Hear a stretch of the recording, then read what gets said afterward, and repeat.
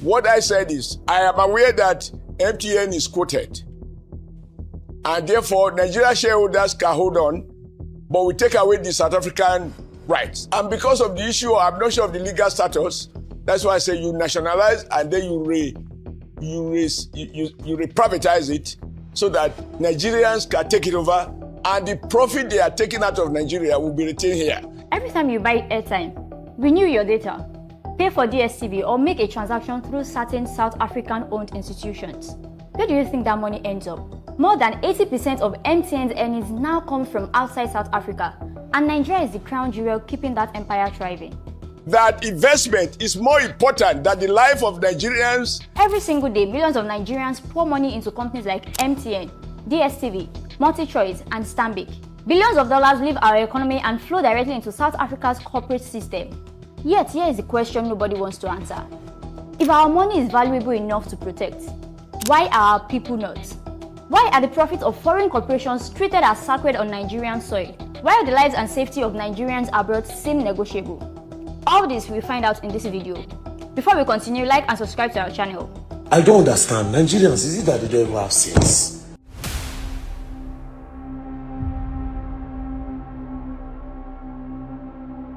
South Africa cannot keep quiet. We are not South Africa's mate in any sense or any manner.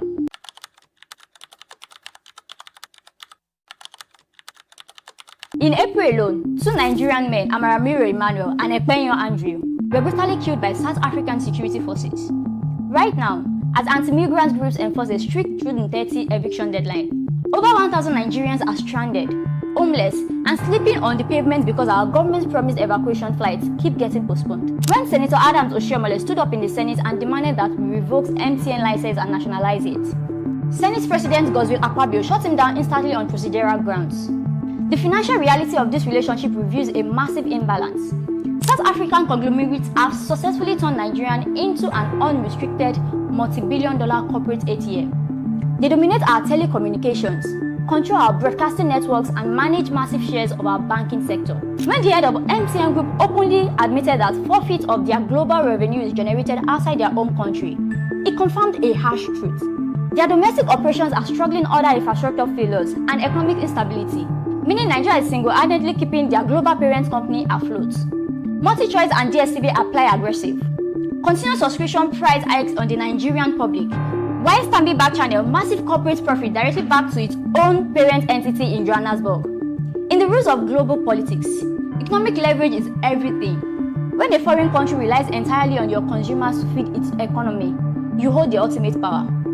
If that country harms your people, you squeeze their finances until they comply. Yet, the Nigerian political establishment behaves as if it is entirely subservient to the very corporations that need our money to survive. People are stranded, sleeping on the street. Even so many of them are sick. When I went inside there, so many of them inside there are sick because of the situation. While the corporate billions move south without a single disruption, the human cost moving north comes in body bags. This is no longer a story about local street crime or neighborhood riots. This is a story about targeted, state-backed hostility. As a direct result of this ongoing security threat, a massive humanitarian crisis has hit our people. Over 1,000 Nigerians have been driven out of their homes and workplaces. They are currently sleeping on the concrete streets, completely exposed, watching the clock tick down to a terrifying June 30 deadline set by anti-migrant groups. Look at how the Nigerian state has responded to this emergency. The Ministry of Foreign Affairs under Bianca Odumego Ojukwu promised swift repatriation flights. A first batch of 258 people returned, but the crucial second flight scheduled for June 50 was suddenly postponed. Our people are actively protesting outside the High Commission, stranded because their documents have already been cancelled for departure, leaving them completely vulnerable on foreign soil. Why the sudden delay? If the government brings home 1,000 traumatized, displaced Nigerians all at once, under heavy media glare, the domestic outcry would be impossible to contain. The public would instantly demand the immediate shutdown of South African interests in Lagos and Abuja. By stalling the rescue and keeping our citizens stranded across the border, the authorities successfully keep the visual horror of the crisis out of sight, ensuring the corporate pipeline faces zero public backlash.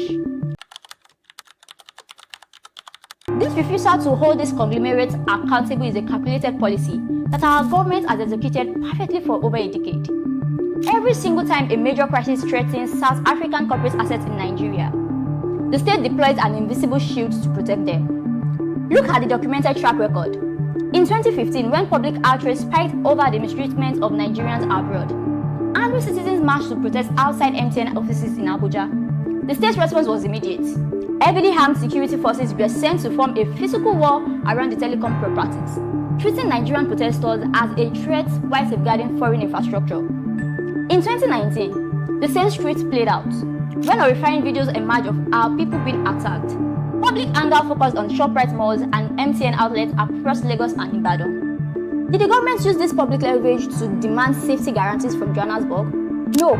They deployed the military to stand guard outside the shopping centers, prioritizing foreign glass windows over the lives of their own people. By 2025, the aggression became deeply institutionalized. The anti-migrant group known as Operation Dudula began enforcing physical blockades outside major public hospitals, turning away pregnant Nigerian women and sick children from receiving emergency medical care. This was an open violation of basic international human rights. Yet, the response from the highest political offices in Abuja was absolute deafening silence. The ultimate confirmation of this corporate protection pact happened directly on the floor of the Nigerian Senate. During a recent plenary session, Senator Adams Oshiomhole decided to break the unspoken consensus of the political class.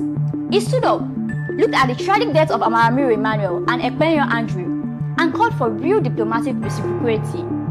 He stated clearly that if a nation does not respect the lives of our citizens, we must stop enriching their businesses.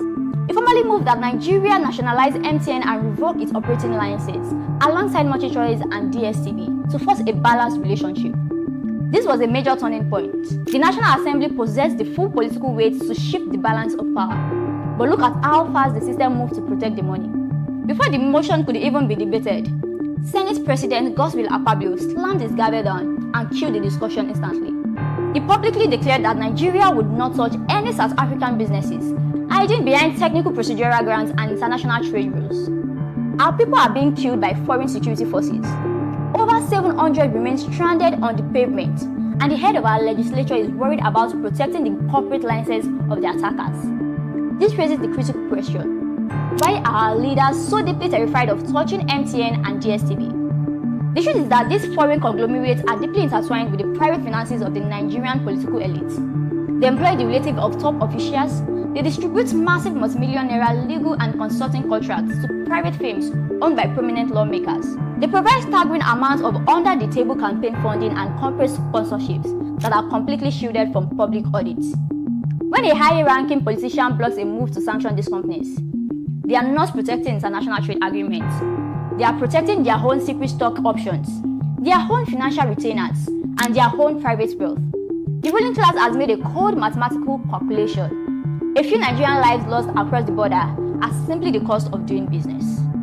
In conclusion, we have now reached the final countdown. Anti-migrant groups have set a hard deadline of June 30 for all targeted nationals to get out. The clock is running out. The evacuation flights are stalled, and our people are left exposed to whatever violence erupts when that date arrives. Through all of this, the MTN network remains perfectly active.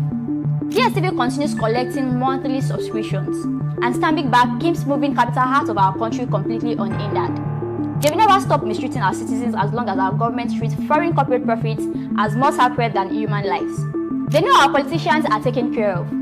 Drop your thoughts in the comment section below. Hit that like button right now, share this video, subscribe to the channel and turn on the notification bell so you never miss. Stay safe and we'll see you in the next video. Bye for now.